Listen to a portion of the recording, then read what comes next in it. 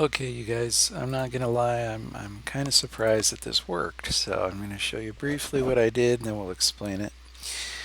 So I took the gem trees on the beach, and I animated the trees on the surface because I was not sure what I was gonna do. They just have a little. It's kind of like I call it a fly algorithm. There's a random direction that's chosen, a random number of ticks, and then the computer gives that direction. Excuse me, it counts the tick down every frame. Once the frame tick count, gets to 0, it resets the direction and then just starts moving them in that other direction. And the result is they just kind of move sporadically, randomly across the surface there.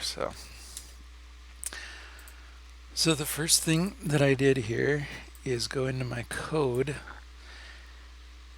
and excuse me. This is the code to generate the trees, and there are 500 trees, and each time through it does all this stuff. We've talked about this when I did the demo for it. This is basically, it says branch, it's the number of tree blocks. So that's how it works. I take a new array that I created, and that array is right here, tree delta. Okay, it's a vector 4, so it's got RGBA, XYZW, whatever you want to use. I just use XYZW. So for X, I use DX, created a random float, and I can't even believe it actually looks really smooth because I was calculating based on 60 frames a second and changing the 1 pixel every 15 frames, so it's 4 pixels per second that it moves basically. Anyways, and then I use a random 1 or 0, random 2, to determine whether it's positive or negative change. And then the tick count here is right there. It's just a random. And then how many tree blocks per tree. So as I was doing the update down here, I needed this variable, so I actually stored the variable rather than add it up as I go in the update. So then down here, animate the trees here. It's keep track of index into the cube positions array.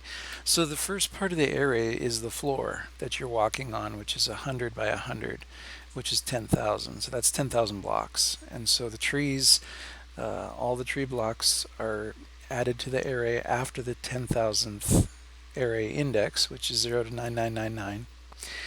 And so 10,000 is the first block in the trees. And there are 500 trees, so we're looping through each tree.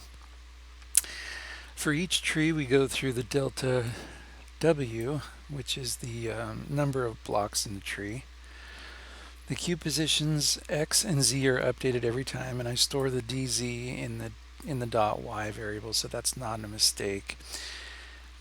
We count the tick down. Tick count goes down. If it's below 0, which is checked right here, then we reset the DX, reset the DZ, and reset the tick count, which I just copied and pasted from up above.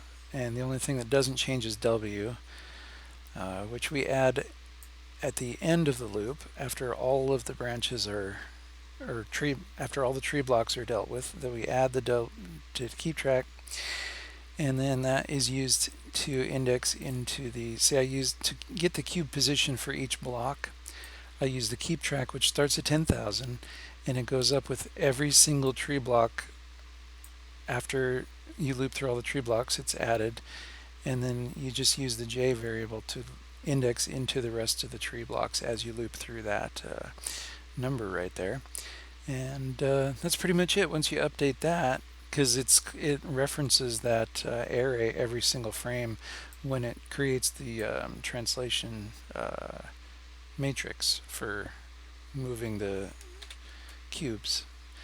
So anyways, this is the result, and it's really cool. I did this on my first compile. There were no errors, no complaints, and I feel really good about it, so I'm kind of excited. So Thanks for watching. Stay tuned for next time. I'm not sure. I'm going to start putting stuff inside this forest, and then I want to actually add some more classes for input and start manipulating the environment and get into actual something similar to a Minecraft kind of a style and see what we can do.